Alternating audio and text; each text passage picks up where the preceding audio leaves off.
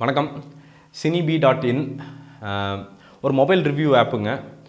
நீங்கள் போனீங்கன்னா சும்மா ஒரு லைட்டாக 10 செகண்ட்ஸ் ஸ்வைப் பண்ணிங்கன்னா ஒரு படத்தை ரிவ்யூ பண்ணிடலாம். அதே மாதிரி உங்கள் ஃப்ரெண்ட்ஸ் என்ன படத்தை ரிவ்யூ பண்ணியிருக்காங்க அப்படின்னு பார்த்துட்டு அதுக்கேற்ற மாதிரி உங்கள் டிசிஷன் வந்து இது பண்ணலாம். ரொம்ப ஈஸியான ரொம்ப நல்ல ஆப்பு.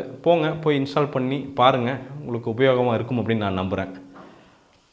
தூங்காவனம், அதாவது ஃபஸ்ட்டு ஃப்ரேமே பார்த்தீங்கன்னா ஒரு காருக்கு பின்னாடி பின்னாடி ஸ்பின் சீட்லேருந்து கேமரா அப்படியே ட்ராவல் ஆகும். அப்புறம் இந்த சனுஜான் வர்கீஸ் அவருடைய கேமரா, என்னடா அது இவ்வளோ கிளாரிட்டியாக இருக்குது, என்னடா அது குவாலிட்டி இன்னமும் வேறு லெவலுக்கு இருக்குது, இது எப்படி பண்ணாங்க அப்படிங்கிற ஒரு கொஸ்டின் மார்க் ப்ளஸ் ஒரு ஆச்சரியக்குறி அந்த படம் போகிற அந்த கடைசி ஃப்ரேம் வரைக்கும் வந்து உங்களுக்கு வந்து கேரி ஆகிட்டே இருக்கும். அதே மாதிரி தான் சவுண்ட் டிசைனும். குணால் ரஞ்சனுடைய சவுண்ட் டிசைன் ஆகட்டும், கிப்ரான் சாருடைய அந்த பிஜிஎம் ஆகட்டும், அவர் மெயின்டைன் பண்ணுகிற அந்த சைலன்ஸ் ஆகட்டும், இல்லை கமல்ஹாசனுடைய அந்த கேரக்டர் ஆகட்டும், இல்லை த்ரிஷாவினுடைய சர்ப்ரைஸான ஒரு ஆக்ஷன் பேக்டு ரியலாக இருக்கிற அந்த ரோல் ஆகட்டும், இல்லை பிரகாஷ் ராஜருடைய ஒரு பர்ஃபார்மன்ஸ் ஆகட்டும், எல்லாத்தையும் எடுத்திங்கன்னா என்னடா இது ஒரு நாட்ச் மேலே இருக்கே அப்படின்னு வந்து யோசிச்சுக்கிட்டே இருப்பீங்க. அதற்கு என்ன ஒரே காரணமாக இருந்திருக்க முடியும் அப்படின்னா, அந்த கமல்ஹாசன் அப்படிங்கிற அந்த மனுஷனுடைய டெடிக்கேஷன் மட்டும்தான் காரணமாக இருந்திருக்க முடியும் அப்படின்னு நான் நினைக்கிறேன். ஏன்னா இந்த வயசில் இதை பண்ணணும்னு அவசியமே கிடையாது. பம்மல் கேம் சம்பந்தம் மாதிரி, தென்னாலி மாதிரி ஒரு 1000 படத்தை பண்ணிவிட்டு போயிட்டே இருந்திருக்கலாம் ஒரு பாட்டுக்கு. இந்த வயசில் பண்ணலாம் இந்த படத்தை. ஆனால் இந்த ஆக்ஷன் சீக்வன்ஸுக்காண்டி மெனக்கெட்டு டேபிள் மேலே ஏறி ஓடி அட்டியை வாங்கி பல்ட்டி அடித்து குரங்கு வித்தை காட்டி ஒரு படத்தை வந்து அது மிச்சது இந்த டெக்னிக்கல் டீம் இது எல்லாத்தையும் வந்து சேர்த்து இப்படி ஒரு படத்தை வெளில கொண்டு வர்றது அப்படிங்கிறதுக்கு அதுக்கு எடுக்கிற அந்த ரிஸ்க் இருக்குது பார்த்தீங்களா. அந்த ரிஸ்க் அப்படிங்கிறதுக்கான வேல்யூவை உணர்ந்தவர்களாக வந்து இந்த மொத்த டீமும் வந்து எனக்கு தெரியுது. பிரகாஷ் ராஜ் ஆகட்டும், எல்லாரும் சரி, இந்த மனுஷன் இவ்வளோ கஷ்டப்படுறான், அவர் வந்து 4-5 வயசுலேருந்து சினிமா நடிச்சிருக்காரு, இவர் இந்த கஷ்டப்படும் போது ஏன் நாமெல்லாம் வந்து நம்மளுடைய பெஸ்ட்டை கொடுக்கக்கூடாது அப்படின்ட்டு எல்லாரும் போட்டுக்கிட்டு வந்து நான் தனியாக தெரியணும் அப்படின்னு அவங்க பார்க்கவே இல்லை. அந்த மொத்த ப்ராசஸில் அந்த டைனோசர்லாம் ஒட்டுவாங்களே, அந்த இது மாதிரி பிரித்து கொடுத்துருப்பாங்க, ஒட்டினா டைனோசர் வரும்ல, அந்த மாதிரி அந்த இதில் அந்த ஒரு பார்ட்டாக அந்த பீஸாக நாம் இருக்கிறோமா அப்படிங்கிறத மட்டும் எல்லாரும் வந்து கேர் எடுத்துக்கிட்டு பார்த்துருக்குறாங்க. வேறு எதுவுமே பண்ணல. ஒரு ஸ்கூல் பர்ஃபார்மன்ஸ் பார்த்தீங்கன்னு வச்சுங்க, டான்ஸ் பர்ஃபார்மன்ஸு, அதுக்கு பின்னாடி அந்த ப்ராக்டிஸ் அந்த டீச்சர்கள் வந்து அப்படியே உட்காந்து ஆர்வமாக உட்காந்து பசங்க இப்படி நல்லா பர்ஃபார்ம் பண்ணுறாங்களான்னு பார்ப்பாங்கள்ல. அந்த மாதிரி இந்த மொத்த டீமும் ஒரு 200 பேர் நினைக்கிறேன், 200 பேரும் பர்ஃபார்ம் பண்ணிட்டு அப்பா படம் நல்லா வந்திருக்கா அப்படின்ட்டு வந்து சின்சியராக உட்காந்து ஒரு ஓரத்துலேருந்து பார்த்த ஒரு ஃபீலிங்கை இந்த படம் தர்றது அப்படிங்கிறத அந்த படத்தினுடைய மிகப்பெரிய வெற்றி அப்படின்னு நான் நினைக்கிறேன். ஒரு ரிவ்யூ கூட பார்த்தேன் நான். இப்போ பரத்வாஜ் ரங்கன் சார் எழுதியிருந்தார், ஆர்டினரி அப்படி இப்படின்ட்டு. அவருக்கு அது தெரில அப்படி இருந்திருக்கலாம். பட் எனக்கு ஒரு சாதாரண ஒரு ரசிகனுக்கு நான்லாம் வந்து ரொம்ப பெருமையாக அப்படியே உட்காந்து பார்த்தேன். அட்டேங்கப்பா தமிழ் சினிமாவை, ஆமாங்க, ஸ்லீப்லெஸ் நைட் அப்படிங்கிற அந்த படத்தினுடைய ஒரு தழுவல் தான். அதை சொல்லிட்டு தான் எடுத்தார் அவர் வந்து, சும்மா இன்ஸ்பயர் ஆகிருக்கு அப்படி இப்படின்லாம் சொல்ல. அதுலேருந்து ஒரு லைன் எடுத்துக்கிட்டு அதை கம்ப்ளீட்டாக இன்டினைஸ் பண்ணி எடுத்திருக்காரு. பட் ஸ்லீப்லெஸ் நைட் எத்தனை பேர் பார்த்துட்டு இதை போய் கம்பேர் பண்ணுற அளவுக்குலாம் உட்காந்துட்டு இன்றைக்கி யாரும் யோசிக்கிறதில்ல. ஒரு சாதாரண ரசிகன் ஒரு ஃப்ரெஷ்ஷாக போய் உட்காந்து பார்க்குறப்போ அந்த ஃபர்ஸ்ட் ஹாஃப் முடிகிற வரைக்கும் ஜென்யூனாக கண்டிப்பாக 100 பேரில் ஒரு 95 பேருக்கு வந்து ஒரு 5 செகண்ட் கூட வேஸ்ட் ஆனதோ இல்லை வந்து திரும்பி பார்க்கவோ முடிஞ்சிருக்காது அப்படிங்கிறது தான் இந்த படத்தினுடைய மிகப்பெரிய வெற்றி. அதே மொமெண்டத்தை வந்து கடைசி வரைக்கும் கொண்டு போகிறது அப்படிங்கிறது வந்து அந்த மொத்த டீமினுடைய ஆவியும், அதாவது மொத்த உயிர் உடல் எல்லாத்தையும் உள்ளே கொடுத்துருக்கிறத தவிர வேறு எதை பண்ணியிருந்தாலும் அதை அந்தளவுக்கு என்கேஜிங்காக கொண்டு போயிருக்க முடியாது. ஒரு பக்கா ட்ரீட் அப்படின்னு சொல்லலாம் அந்த படம். த்ரிஷாவினுடைய ரோல் பார்த்தீங்கன்னா, எனக்கு தெரிஞ்சு அவங்க நிறையா ட்ரெஸ்ஸு மேக்கப்லாம் வந்திருக்காங்க. இதில் பார்த்திங்கன்னா மேக்கப் பெருசாக கிடையாது. ஒரு சின்ன ஒரு ஜடையை முடிஞ்சுக்கிட்டு அப்படியே கோட் சூட் போட்டுக்கின்னு வர்றாங்க. இருக்கிறதுலே best getup, best dialogue, best performance அப்படிங்கிறது வந்து த்ரிஷாவுக்கு வந்து எனக்கு தெரிஞ்சு இந்த படத்தில் தான் அப்படின்னு நான் நினைக்கிறேன். அவ்வளோ சூப்பராக எக்ஸிக்யூட் பண்ணிட்டு போயிருக்காங்க. யூகி சேது சாதாரணமாக பேசுகிறவர், அவரே பார்த்தீங்கன்னா அவர் கூட சின்ன சின்ன ஆக்ஷன் சீக்வன்சஸ் வந்து இருக்குது. கிஷோர் அவ்வளோ மெஜஸ்டிக்காக தெரிகிறாரு. கிப்ரானுடைய இசை வந்து நான் கமல்ஹாசனை தான் பார்த்தேன். நான் வேறு எதையுமே பார்க்கல.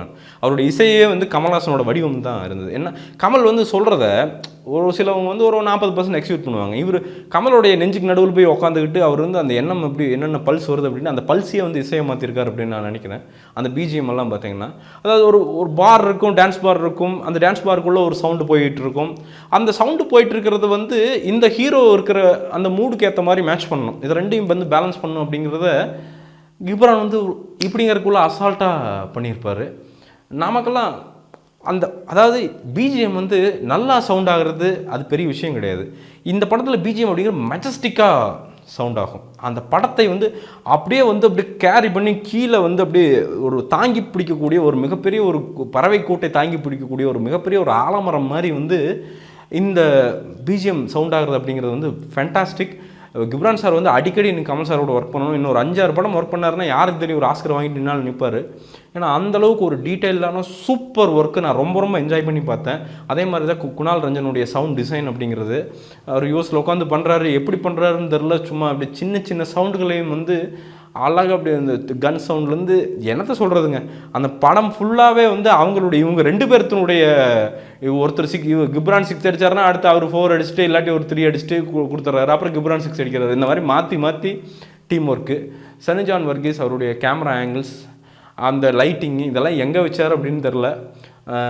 உலகத்தரம் அப்படிங்கிறத விட ஒரு கமல்ஹாசன் தரம், கமல்ஹாசன் படம் இது அப்படிங்கிறது வந்து ப்ரூவ் பண்ணுறதுக்கு வந்து அந்த சினிமாட்டோகிராஃபியே வந்து போதும்.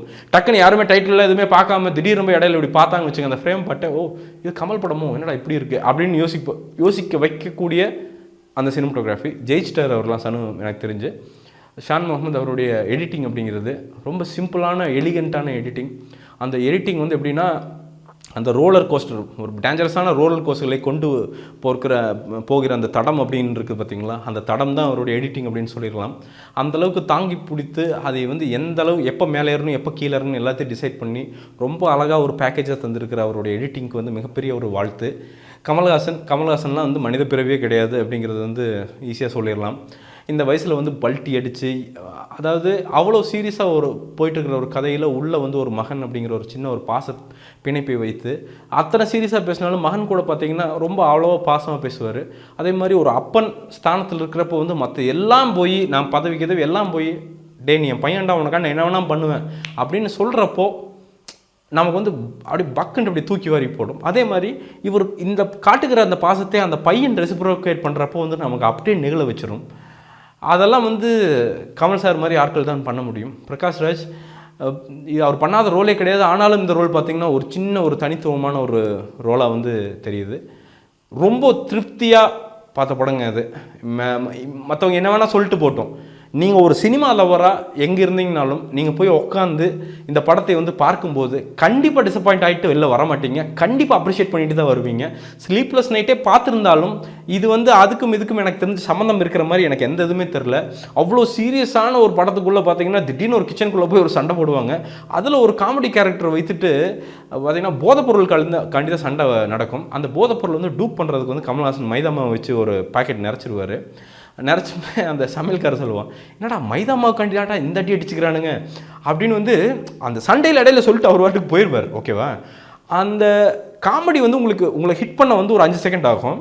அந்த ஹிட் பண்ணிவிட்டு அதுக்கப்புறம் நீங்கள் பார்த்தீங்கன்னா 30 செகண்ட் வந்து நம்மட்டு சிரிப்பு யோசிச்சு சிரிப்பீங்க. அதுதான் கமல்ஹாசன். அதுதான் வந்து டைரக்டர் சார் சூப்பர் சார். அதாவது கமல்ஹாசனுடைய அப்படியே அந்த விஷனை வந்து அப்படியே படமாக்குறது அப்படிங்கிறது மிகப்பெரிய ஒரு விஷயம். அவருடைய ஸ்க்ரீன் பிளேவே அவருக்கு ஈடு கொடுத்து வந்து வேர்வையில் ரத்தத்தை சிந்தி இதை வந்து வெளியே எடுத்துகிட்டு வந்திருக்கிறீங்க. மிகப்பெரிய பாராட்டு. இது எப்படி என்ன இது லாபமாக இது பிஸ்னஸ் வைஸ் என்ன அதெல்லாம் தெரியாதுங்க. ஆனால் 10 வருடம் கழித்து திரும்பி பார்க்குறப்போ வந்து ஒரு குருதி புனல் மாதிரி நம்ம இந்த படத்தை வந்து கண்டிப்பாக திரும்பி பார்ப்போம். ஏன்னா அதற்கான அத்தனையும் இந்த படத்துக்குள்ளே இருக்குது. Hats off to the whole team. செம்ம பர்ஃபார்மன்ஸு. ஒரு சாதாரண ரசிகனாக நான் ரொம்ப என்ஜாய் பண்ணி எந்த ஒரு இதுவும் இல்லாமல் இன்னொரு 10 ரூபா கூட எக்ஸ்ட்ராவாக டிக்கெட்டு வந்து விலை கொடுத்துட்டு வரலாம் அப்படின்னு நினச்ச ஒரு படம் இது. தயவுசெய்து ஃபாரினில் எங்கே இருந்தாலும் சரி இந்த படத்தை சப்போர்ட் பண்ணுங்கள். இந்த படத்துக்கு என்னுடைய மார்க் அப்படிங்கிறது நிச்சயமாக 5க்கு 4 தருவேன். ஒரு treat for Kamal fans and any fan who loves cinema. மீண்டும் ஒரு விமர்சனம் முன்னோட்டம் இல்லாட்டி வீடியோவுடன் கூடிய வரையில் உங்களை சந்திக்கிறேன். அதுவரை நன்றி, வணக்கம்.